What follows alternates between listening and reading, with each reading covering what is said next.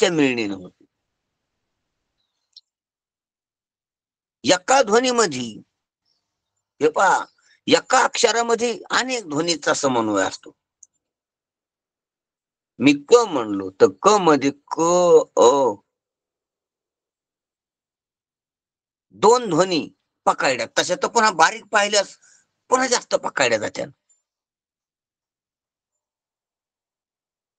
कोणी काय एक शब्द जरी उच्चारला, ओम हा एक शब्द आहे, अ उ म 3 स्वर पकडले त्याच्यात. 3 स्वर एकत्र येऊनच ते बनते.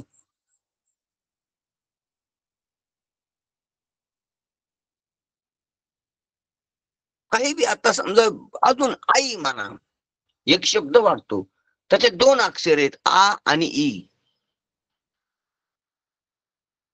तर आ हे एक अक्षर जरी असलं तर त्याच्यात विभाग आहे अ आ. आ केलेले. अ हा सरळ स्वर आहे आणि आ हा अट्टहासानं तोंड वाचलेले. त्याच्यामध्ये प्रयत्न आहेत पण जास्त, अ मध्ये जास्त प्रयत्न आहेत, असहज आहे.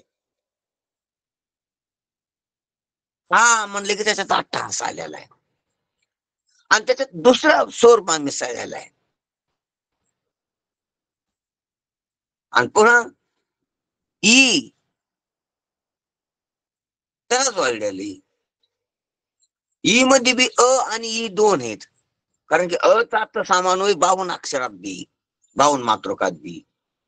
अ चे मेन अक्षर आहे, महत्वाचं अक्षर आहे. अ चं अक्षर हे मूळ अक्षर आहे. त्या अक्षरापासूनच इतर अक्षराची सर्वांची उत्पत्ती, आकारापासून. म्हणून कशात बी अ आहे, ज्ञे मध्ये सुद्धा अ आहे, क्षे मध्ये सुद्धा अ आहे. अ शिवाय अ ची व्याप्ती कशात नाही. सर्व अक्षरात 52 मातृकात आणि जगातल्या सर्व शब्दात अ ची व्याप्ती. म्हणून क मध्ये सुद्धा अ आहे. अ वरच चाललेलं आहे ते क. ड मध्ये अ, ड मधून अ कडेच यावं लागते.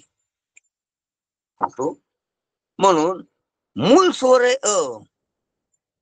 त्या मूळ स्वराचे 16 स्वर बनतील, 12 स्वर बनतील महत्वाची मुळात.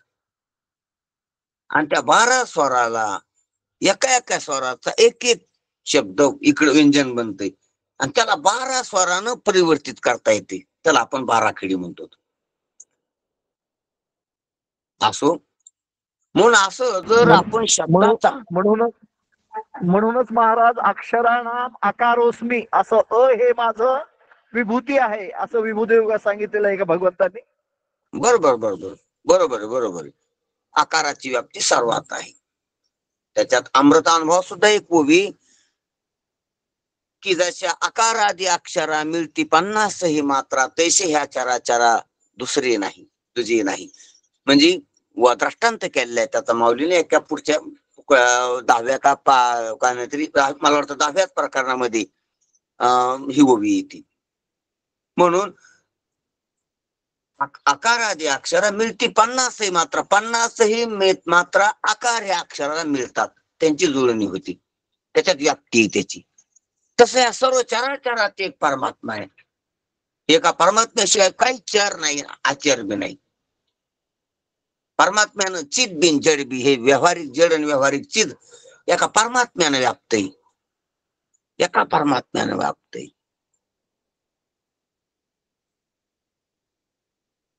म्हणून जसं ईशावास्य इदं सर्व यत्किंच्या जगत्या जगत, ही ते ईश्वरानं व्याप्त सांगितलेलं ईशावास्य उपनिषदामध्ये.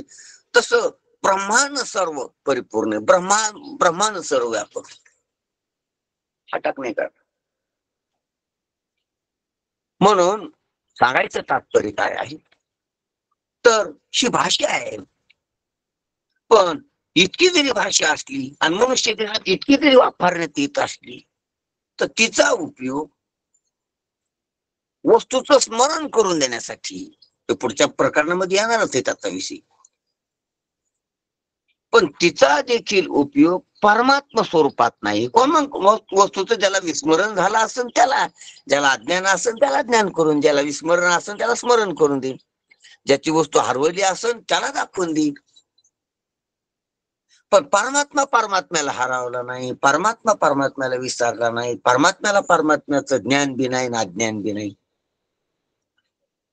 म्हणून अशा परमात्मा स्वरूपाच्या ठिकाणी शब्द नाही. कारण परमात्मा अशब्द आहे, अस्पर्श आहे, अरूप आहे, अरस आहे, अगंध आहे, अस्मरण आहे, अविस्मरण आहे, अज्ञान आहे, अज्ञान आहे, अज्ञेय आहे, त्यालाच अज्ञेय म्हणतात.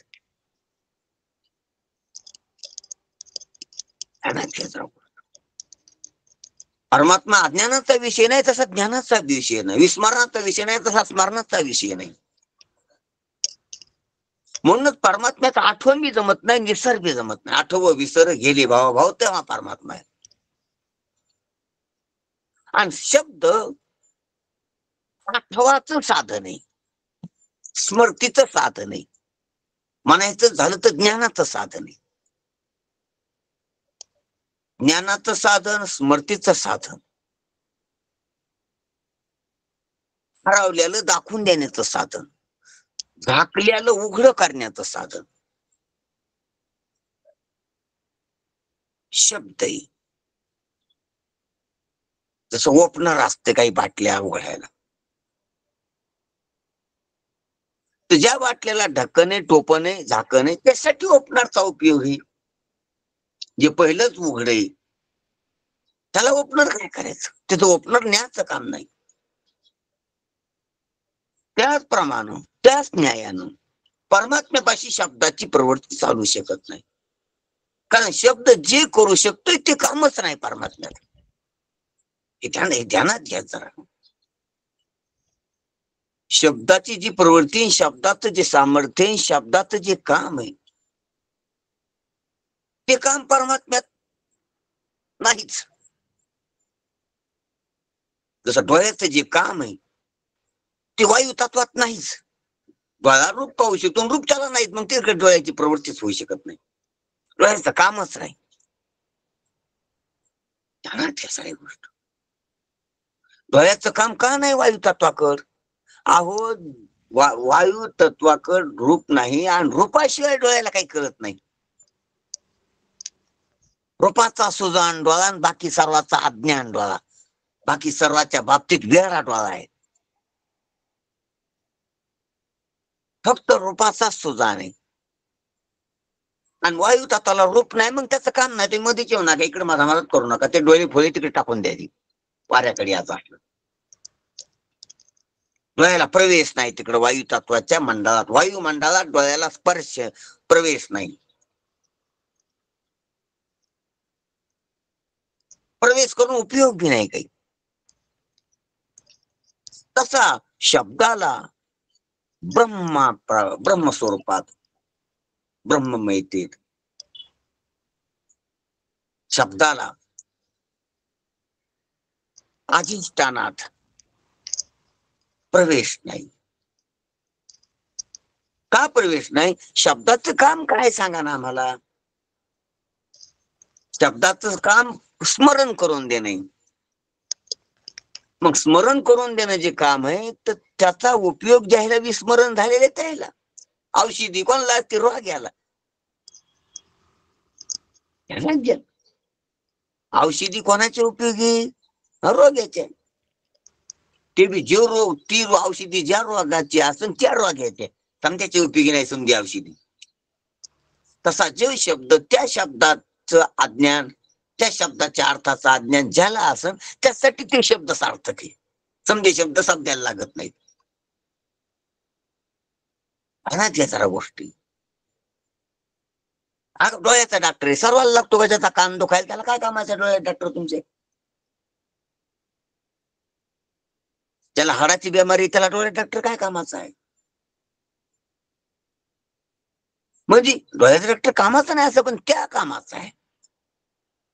कसा तुमचा शब्द आहे ते कोणा काय कामाचा आहे, कोण्या अवस्थेतला आहे, काय काय काय काम करतो. म्हणले स्मरणदानी प्रसिद्ध, स्मरण करून देण्यात प्रसिद्ध आहे, पटाई ते नाही, चांगलं आहे खरं असं तुमचं. पण ज्याला विस्मरण झालेलं आहे त्याच्या कामी तो, ज्याला विस्मरणच नाही निस्ते स्मरण आहे त्याच्या पण कामी नाही तू. ध्यानात घ्या, ध्यानात घ्या जरा. ज्याला स्मृती, स्मृतीवर जाय, स्मृती लब्धा, जे स्मृतीवर जागे झाली, स्मृती त्याला, त्याच्या पण कामी नाही तू, विस्मृतीवाल्याच्या कामी. आणि जो स्मरण आणि स्मरण त्याच्या पलीकडे जे तत्व आहे, जिथं स्मरण बी नाही निस्मरण बी नाही, तिथं तर काय उपयोग याचे. ध्यानात घ्या, ज्याला स्मरण झालं त्याच्या कामी नाही, स्मरण व्हायच्या आधी कामी म्हणून तर वापरतो. तर जे स्मरणा विस्मरणा अतीत हे नित्य वस्तू आहे, जी स्मरणा विस्मरणा अतीत नित्य अखंड, जिला कधीच विस्मरण नव्हतं, कधीच स्मरणाची गरज नाही, असं जे तत्व तिथे शब्द काय उपयोगी. म्हणजे तुमच्या सामर्थ्याचे भाव आणि अभाव तिथं दोन्ही बी नाहीत. ध्यानात घ्या, शब्दाचं सामर्थ्य काय, विस्मरण्याला स्मरण करून देणं. मग तुमच्या शब्दाचं सामर्थ्याचा भाव आहे स्मरण आणि अभाव आहे विस्मरण. पण हे दोन्ही भाव आणि अभाव त्या परमात्म्यात नाहीत. परमात्मा त्या भावाचा आणि त्या अभावाचा प्रतियोगी नाही, परमात्म्यात दोन्ही नाहीत.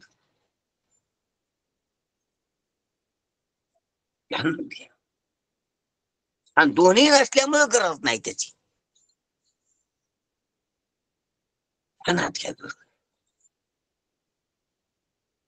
अत्यंत महत्वाची गोष्ट. म्हणून परमात्म्याच्या ठिकाणी शब्द प्रवृत्ती नाही, मूळ परमात्म्याच्या ठिकाणी, स्वरूपाच्या ठिकाणी. आत्म्याच्या ठिकाणी शब्द प्रवृत्ती काय, घ्या. आत्म्याला एकतर परिच्छिन्नता आहे आणि ब्रह्म भिन्नता आहे आणि जग सत्यत्वात आहे. हे काही वीक पॉइंट आहे तिथं, हे काही उणीव आहेत तिथं, त्याच्यामुळे ते शब्द कामी. जीवाला का कामी, जीवात पण त्याच्या खाली उतारला, यायला का कामी. माणसाला काय शब्द पाहिजे तर लय कारण आहेत, लाखो कारण सांगता येते शब्दाचे, शब्द आवश्यक आहे त्याला. जीवाला का कामी, जीवाला बी हजारो कारण सांगता येतील, शब्द उपयोगी त्याचे, शब्द नसल्यास त्याचा व्यवहार चालणार नाही.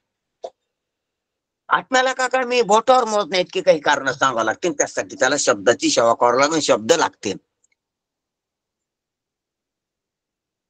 आत्मा म्हणजे योगी. ध्यानात घ्या जरा, औषधाकातून सांगतो. जीव म्हणजे कर्मठ उपासक, आणि माणूस म्हणजे हा जो बाप लेक नवरा बायको मुलगा म्हणून वागवतो, काळा गोरा तो माणूस. देह संबंधित तो माणूस, मन संबंधित तो जीव, आणि अज्ञान संबंधित तो आत्मा. अज्ञानाच्या समाधान त्या चैतन्याला आत्मा म्हणायचं, मनाच्या समाधान त्या चैतन्याला जीव म्हणायचं, देहाच्या समाधान त्या चैतन्याला माणूस म्हणायचं, बायकोच्या समाधान त्या चैतन्याला नवरा म्हणायचं, पैशाच्या समाधान त्या चैतन्याला श्रीमंत म्हणायचं.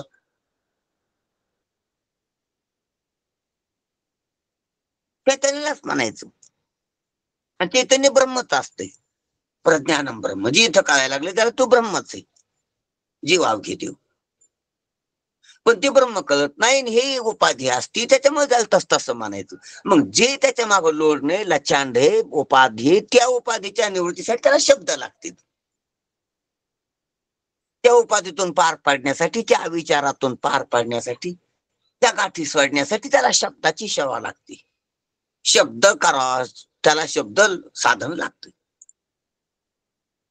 म्हणून जीव लय गुंतलेला आहे, माणसं लय गुंतलेले उपाधी व्यापात, म्हणून माणसाला शब्दाची गरज आहे. जीव लय गुंतलेला आहे मनाच्या वासनेत, कल्पनेत. विचारात, म्हणून त्याला शब्दाची गरज आहे.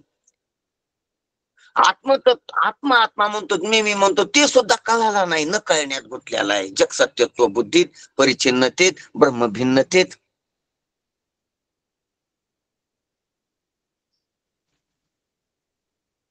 म्हणून याच्यातून त्याला मोकळ व्हासाठी, ह्या लाचांडातून पार होण्यासाठी त्याला सुद्धा शब्दाची गरज आहे. म्हणून योग्याला सुद्धा चांगली 65ची गरज आहे. तेही त्याचे वीक पॉइंट आहेत, काही ते वीक पॉइंट पूर्ण करायला. कशा काहीतरी भ्रम आहेत माझा, ते भ्रम निवृत्त करायला. काहीतरी अनेक औषधागत विस्मरण आहे, त्याचं स्मरण करून घ्यायला. त्याला सुद्धा शब्दाची गरज आहे. पण झालं हे उपदेश होऊन ज्याला विस्मरण ज्याचं पूर्ण गेलं आणि जो स्मरणाला पूर्ण प्राप्त झाला, त्याला शब्दाची गरज नाही. ज्याच्या घरी ज्ञान संपत्ती आली, चांगल्या पुढती घरा आली ज्ञान संपत्ती, त्याला शब्दाची गरज नाही आता. कारण शब्दानं जे वाचवतं ते झालं, शब्दानं झालं, आता नाही शब्दाची गरज. तृप्ती झाली जेवणानं झाली, आता नाही अन्नाची गरज. अन्नानं तृप्त झाली, आता नाही अन्न. तशी शब्दानंच ज्ञान संपत्ता आली, आता नाही कशाची गरज.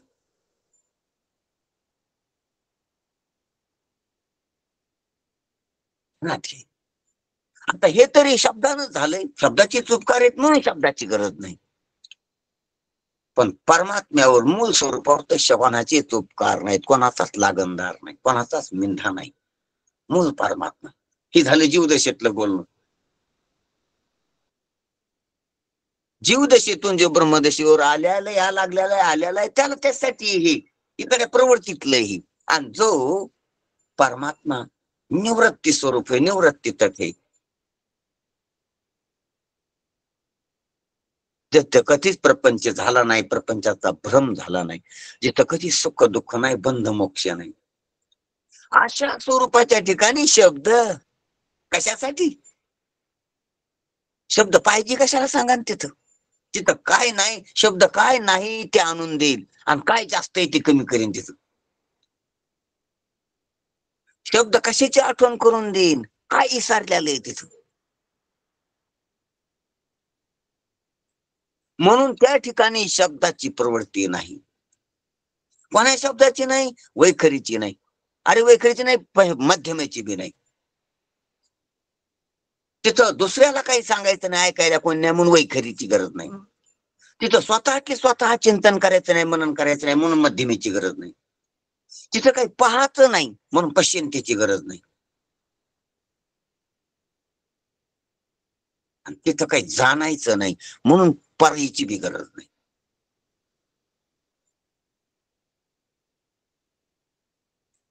ना ज्ञान प्रवृत्ती तिथं, ना पाहण्याची प्रवृत्ती, ना चिंतनाची प्रवृत्ती, ना बोलण्याची प्रवृत्ती.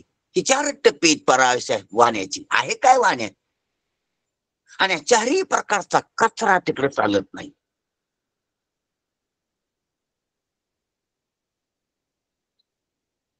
क्रियाशक्ती, ज्ञानशक्ती, द्रव्यशक्ती आणि इच्छाशक्ती.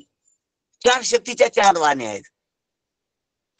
क्रियाशक्तीची वैखरी वाणी, ज्ञानशक्तीची मध्यमवाणी, द्रव्यशक्तीची पश्यंती वाणी आणि इच्छाशक्तीची परावाणी.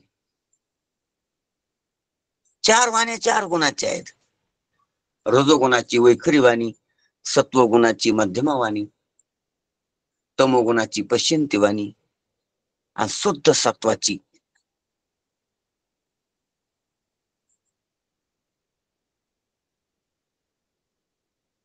परावाणी. वाण्याच आहे त्या,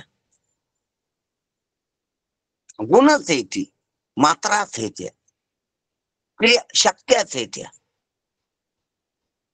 आणि भोग करून देतात त्या. वैखरी वाणीनं स्थूल भोग होतो या शब्दस्पर्श रूपरस गंधाच्या स्थूलाबद्दल बोलून. मध्यमा वाणीनं सूक्ष्म भोग होतो, प्रयुक्त भोग. पश्यंती वाणीनं आनंद भोग होतो झोपेतला. आणि परावाणीनं आनंदावभास भोग होतो.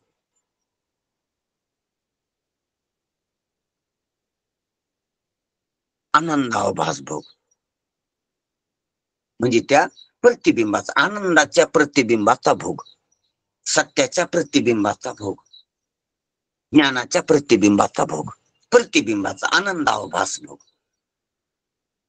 सचितानंदाची पडछाया प्रतिबिंब, चैतन्याचं प्रतिबिंब, तीच पर आहे आणि त्याचा भोग होतो. सत्य नाही पण सत्याचं प्रतिबिंब, चैतन्य नाही पण चैतन्याचं प्रतिबिंब, आनंद नाही पण आनंदाचं प्रतिबिंब, आनंदावभास, ज्ञानावभास, सत्यावभास भोग, असंगावभास भोग, अद्वैतावभास भोग.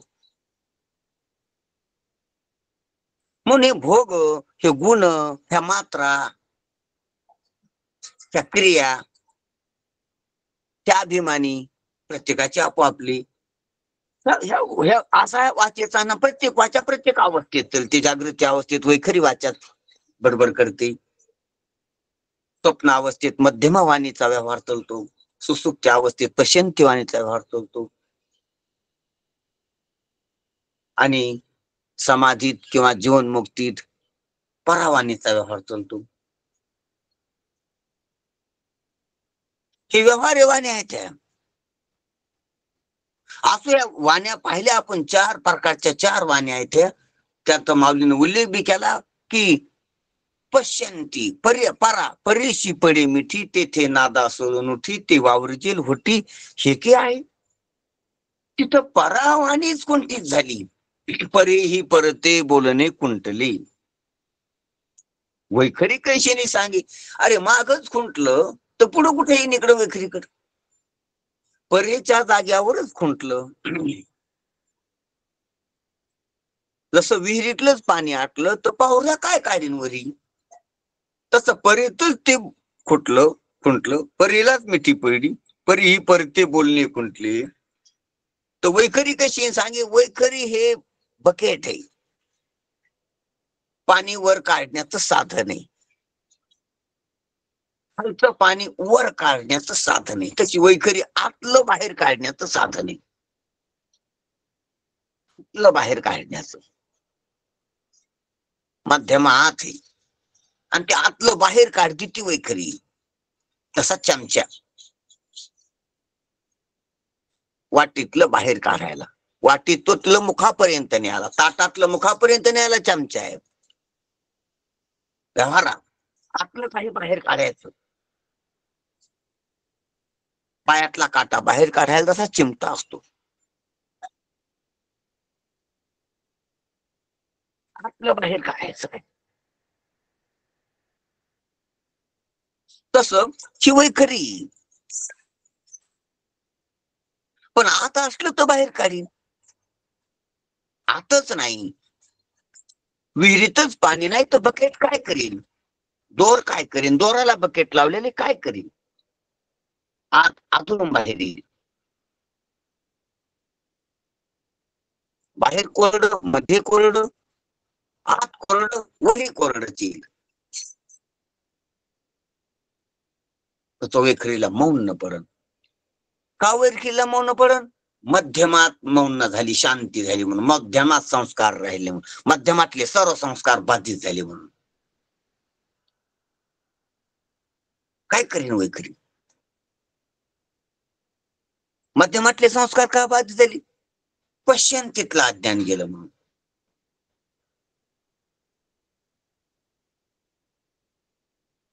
पश्यंतीतलं अज्ञान काय गेलं, परेच ज्ञान झालं म्हणून, परे ज्ञान झालं. कारण परेचा परात पराशी संबंध झाला की इकडं उजेड पडतोय, पश्यंतीत उजेड पडतोय. परात पराशी आत्मळणी नाही झाली पराची, तर पश्यंतीमध्ये अंधार असतो, आणि पश्यंतीमध्ये अंधार, पश्यंतीमध्ये मग अंधार म्हणजे डोळ्यात अंधार. पश्यंती डोळा आहे, पश्यंतीचं नावच डोळा आहे पाहणारी, आणि ती आंधळी झाली. कारण पश्यंतीच्या उजाडानं मध्यमात चलते, मध्यमात गर्दी आहे खूप, आतलं घर आहे त्याच्यात खूप गर्दी आहे, आणि पश्यंतीच्या उजाडानं चलते ती. पण ती जर अंधारली तर मग मग मध्यमेमध्ये गोंधळतो तो, आणि तो मध्यमेमधला गोंधळच वैखरी वाट बाहेर येतो. असतं काय बोलणं म्हणजे. मध्यमेमध्ये झालेली अव्यवस्था अंधारानं, पश्चिंतीत उजेड नाही, म्हणून मध्यमेत गोंधळ आहे, कालो आहे, दंगा फटका चाललाय, लाटलोट चालली, मारामारी चाललेली, संघर्ष चाललेला आहे. आणि तो संघर्ष, तो आवाज खिडकी वाट बाहेर येतो मुखाच्या, ती वैखरी. आत चाललेल्या भांडणाचा व्यवहार जसा आवाज जसा खिडकी वाट बाहेर यावा, तसा मुखा वाट बाहेर येतो. मुख काय नाही, खिडकीनं काय नाही केले, खिडकीनं भांडणं नाही केली, खिडकीनं आतले भांडणं बाहेर लावली, बाहेर आणून टाकली. मग सर्व मध्यम येथे मनात आहे, सर्व प्रपंच मनात आहे, सुख दुःख मनात आहे, राग द्वेष मनात आहे, विकार मनात आहे, संसार मनात आहे, सर्व मध्यम येथे. काय मध्यम येथे अंधार आहे. म्हणून कशामुळे अंधार आहे? पश्चिंतीत अज्ञान आहे म्हणून.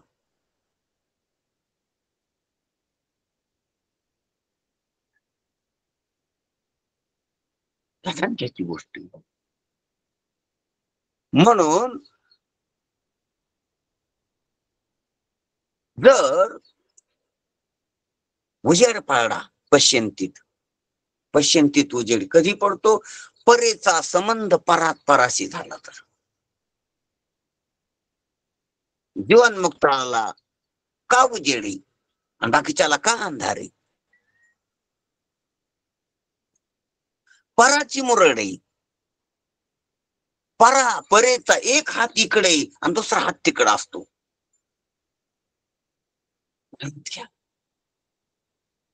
परा हे द्वार आहे संसार आणि प्रपंचाच्या मध्यस्थातलं. द्वार उघड असलं तर तिकडे इकडे येते, आणि तिकडे इकडे नाही, एकच होते, एकच झाली. अवघेची एक झाली, मागील या भरी आली. म्हणून सांगायचं तात्पर्य, पण त्या परमात्मा स्वरूप जर म्हणजे त्या परीचं द्वार जर उघड झालं तर डायरेक्ट काढा उजेड इकडं आणि काढा अंधार राहत, अंधारच उजेड होतो. समजा मोकळं होत. पश्चिंती उजेड झाली म्हणजे ते अज्ञानच ज्ञान झालं. ध्यानात घे गोष्ट. आणि अज्ञानच ज्ञान झालं तर अज्ञान कार्य समाप्त झालं, बाधित झालं. दोरीच जर सर्प झाली, आपले काय सर्पच जर दोरी कळाली तर सर्प कार्य विकार जो होता तिचा तो समाप्त झाला. म्हणून गोंधळ नाही. म्हणून हा काही काठ्या कोराडे आणायचं काम नाही, ओरडायचं काम नाही, घाम आणण्याचं काम नाही, थरकाप होण्याचं काम नाही.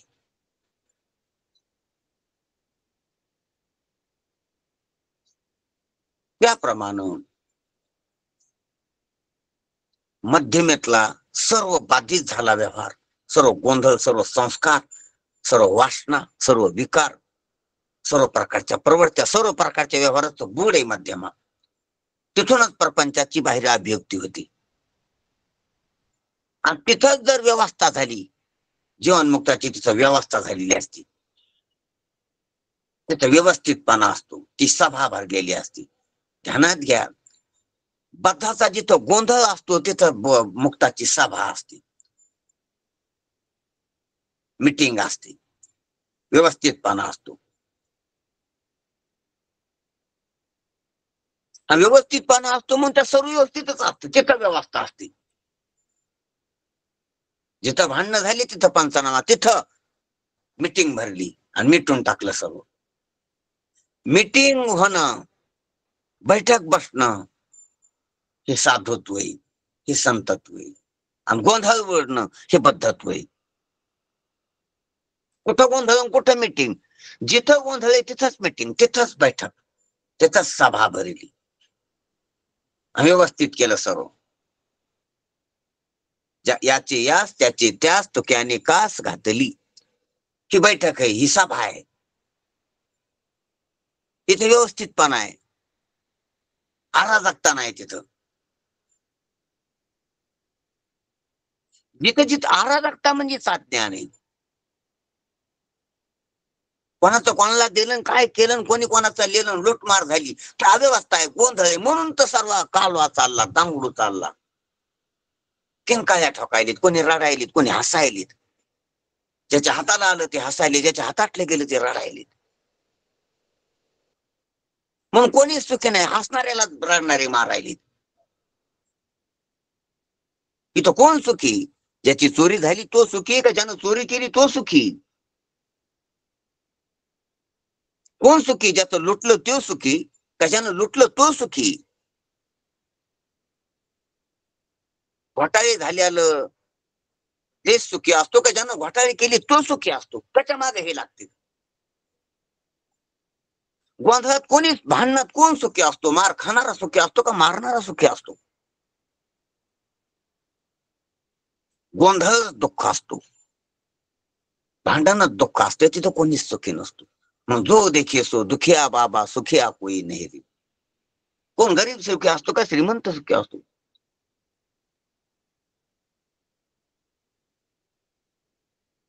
गरीब श्रीमंताकडे टोकारेला असतो, श्रीमंत गरीबापासून सुरक्षित राहायचे प्रयत्न करतो. त्यासाठी कवाड आहेत, कुलूप आहे, आगळी आहेत, रखवालदार आहेत. त्यासाठी त्याला शस्त्रास्त्र पाहावं लागते. गरीब आहेत म्हणून धनावर डोळा आहे आपल्या कोणाच तरी, म्हणून श्रीमंत सुखी नाही, आणि याच्याकडे नाही म्हणून हे सुखी नाही. कोण सुखी? जो देखी सो. म्हणून गोंधळात जसं, म्हणून ह्या अंतःकरणात जर कालवा असला, अराजकता असली, तर तिथं शांती नसते, आणि तेच अशांती बाहेर येत असते. त्यालाच वैखरी म्हणून आपण आपला विषय विस्तारित व्हायला लागलाय. सांगायचं तात्पर्य एकच त्यातलं रहस्य आहे की ज्ञानोबा राय म्हणतात की ह्या असा वाण्याचा जो व्यवहार आहे, जो अज्ञान कालात चालत असतो, जो विस्मरणात, जो जीवदशेत चालत असतो, जो अज्ञानाच्या आयुष्यानं चालत असतो, तो व्यवहार परमात्मा स्वरूपाच्या ठिकाणी शून्य. त्या व्यवहाराचा अत्यंत अभाव आहे.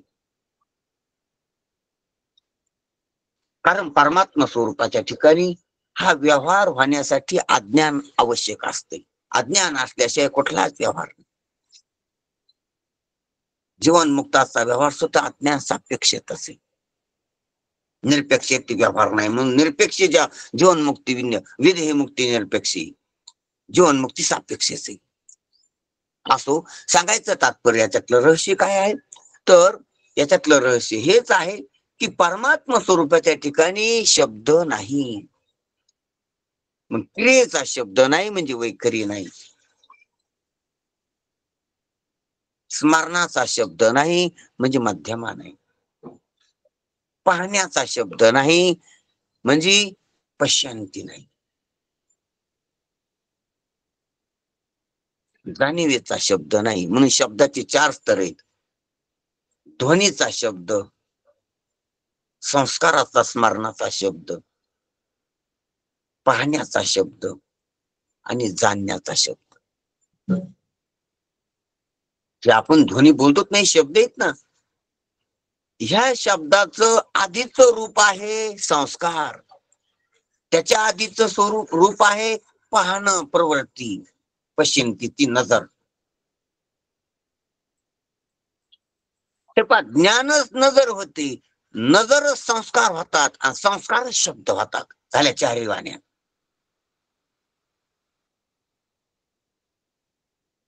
ज्ञान नजर होणं, ज्ञान म्हणजे परा, नजर होणं म्हणजे पश्चिंती, आणि संस्कार होणं नजरेच्या पुढचा म्हणजे मध्यमा, आणि संस्काराची अभिव्यक्ती होणं म्हणजे शब्द. आहे काय? एक रूपांतरित होत चाललेलं.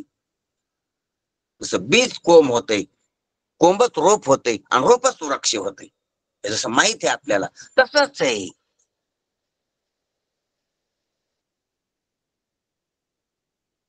तसा गर्भच बालक होते, बालक किशोर होतोय, किशोरच यवन होतो, यवनच म्हातारा होतो, युवाच म्हातारा होतो. हे जसं आपल्याला रूपांतर माहित आहे तसंच आहे काय सर्व जे एक रूपांतरण आहे, प्रकटता एक रूपांतरण होत होत होत होत बाहेरला स्तर आपल्याला दिसतो, फक्त बाहेरला स्तर आपल्याला दिसतो. अशी वाफट ढग होते,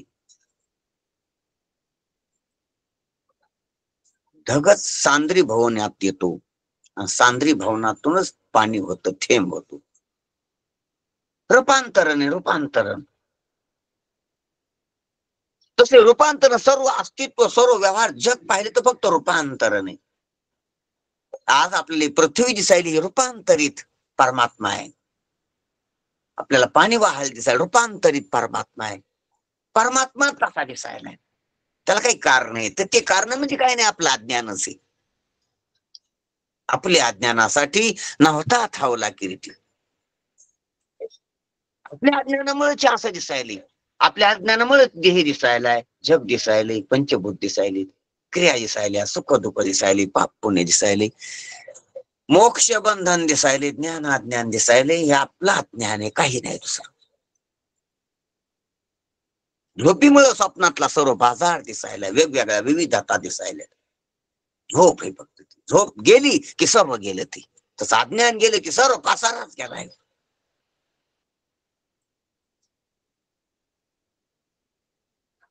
परमात्माच.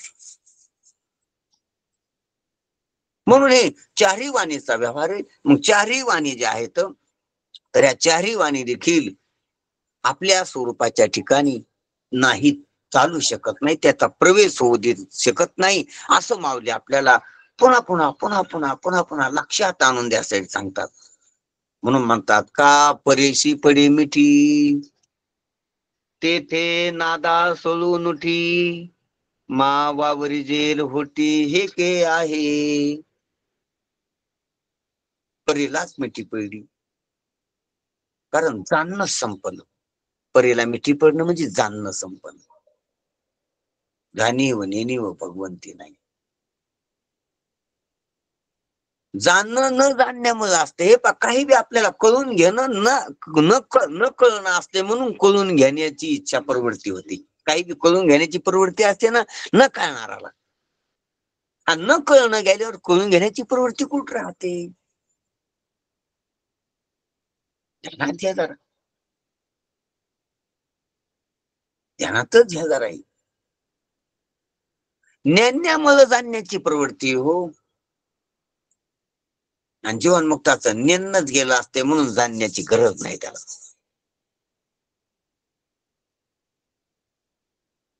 आणि परमात्म्याच्या ठिकाणी तर जाणणं ज्ञान दोन्ही नाहीत. तिथं पुढची भाषा आहे, पुढची स्थिती आहे तिथं. म्हणून महाराज म्हणतात परेशी पडी मिठी, परालाच मिठी पडली, परेलाच लॉक लागलं, पराज कुंठीत झाली, कारण जाणणंच कुंठीत झाली. महाराज म्हणतात ना की जाणणे हरपली.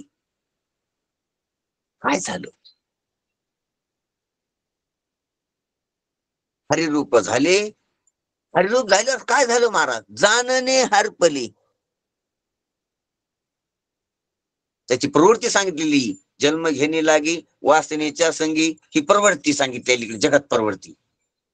पण महाराज म्हणतात आमचं काय झालं? ते तिची झाली अंगी हरिरूप, जी वासना होती, जिच्या संग जिच्यामुळे जन्म घ्यावा लागत होता, ती वासनाच आमची काय झाली? हरिरूप झाली. जिच्या संग जन्म घ्यावा लागत होता, जन्म घेणे लागी वासनेच्या संगी, हा लोक व्यवहार आहे, हा जगत व्यवहार आहे. तिची झाली अंगी हरिरूप, ती वासनाच हरिरूप झाली. आता वासना हरिरूप झाल्यास मग काय झालं? हरिरूप झाली आणि जाणणे हरपली. जाणणे हरपण म्हणजे परेशी मिठी पडणं. आणि मी तू पण गेली हरीच्या भाई, किंवा नेन नीती गेली हरीच्या भाई. मी तू पण नेनच आहे बरं का. दोन्ही पाठ चळतात आपल्याला. दोन्ही पाठात काय नाही, एकात कार्यरूप आहे, एकात कार्यरूप आहे. कार्यरूपानं पाहिलं तर मी तू पण, कारण रूपानं पाहिलं तर नेनने पण. नेननेपणाचंच कार्य आहे मी तू पण. आम्म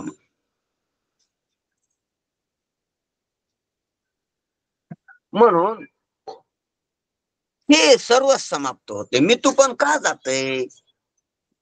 नेणं गेलं म्हणून. नेणं का जातंय? जाणणं आलं म्हणून.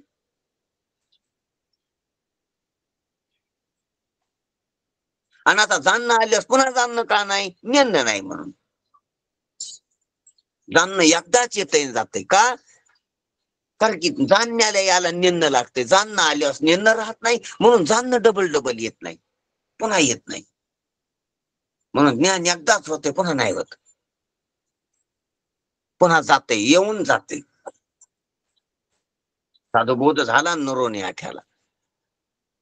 कारण त्याला यासाठी अज्ञान लागतंय आणि अज्ञान राहत नाही ज्ञान आल्यास, म्हणून पुन्हा ज्ञान नाही. मग अज्ञान तर नाही म्हणून तर ज्ञान नाही. अज्ञान आणि ज्ञान दोन्ही नाही. मग काय? मग ते ज्ञान अज्ञान अतीत ब्रह्मप्राप्तीची संज्ञा असो. म्हणून सांगायचं तात्पर्य का परेशी पडी मिठी तेथे नादा सोडून उठी मा वावरीतील होती हे काय? मग त्याला बाबा तिथं जाणण्याचाच व्यवहार नाही, तर पाहण्याचा व्यवहार केव्हा होईल पश्चिंतीचा? तिथं जाणण्याचा आणि पाहण्याचाच व्यवहार नाही, तर स्मरणाचा व्यवहार, संस्काराचा व्यवहार केव्हा होईल? तिथं जाणण्याचा, पाहण्याचा, संस्काराचाच व्यवहार नाही, तर तिथं बोलण्याचा व्यवहार केव्हा होईल? असं माऊली आपल्याला कौतुकानं सांगतात. थडक्यात परेशी पडी मिठी म्हणजे जाणण्याचा व्यवहार नाही. तेथे नादा कळून उठी. तर दोन वाहण्या मधातल्या महाराजांना सांगितले एकदाच. तिथं परीसला जर मिठी पडली तर परीतून किरण पश्यंतीत येतो ती नजरे, तो पदरे सलवे ते केव्हा उठल? त्याचा जो गोंधळ धिंगाणा आहे, नाद आहे, तो केव्हा होईल? आणि तेच होत नाही तर मग वावरी जेल होती हे की आहे, आणि ती पुन्हा बोलण्यात क्रियाशक्ती घेऊन प्रकर्षानं बाहेर वैखरीचा व्यवहार होणं हे की आहे. म्हणजे मागचंच राहायचं, पुढचं कसं होईल? ध्यानात घ्या. जो नवराच झाला नाही तो बाप कसा होईल? जो बापच झाला नाही तो आज्या कसा होईल? ध्यानात घ्या. जो आज्याच झाला नाही तो नातवाला कसा खेळेल?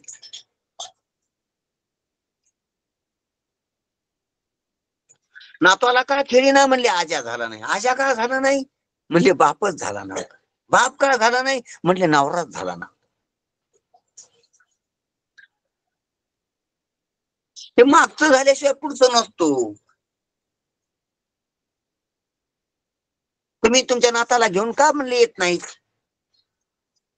म्हणले आम्हाला नातूच झाला नाही, आम्ही आज्याच झालो नाहीत अजून, असं म्हटलं तू.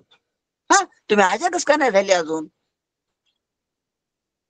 म्हणली मुलगा नाही, मी बापच झालो नाही अजून. हा, काय माणसं तुम्ही बाप कस का नाही झाली? म्हणले माझं लग्न झालं नसल्यामुळे मी अजून नवराच झालो नाही. जो नवराच झाला नाही त्याच्याकडून नातवाला खेळण्याची जशी अपेक्षा करू नाही.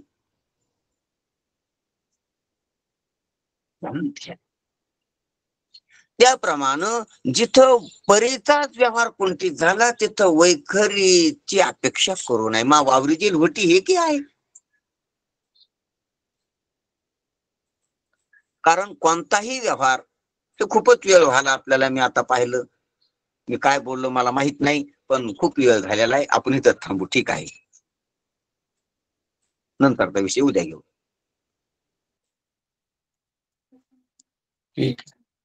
ठीक आहे. जय जय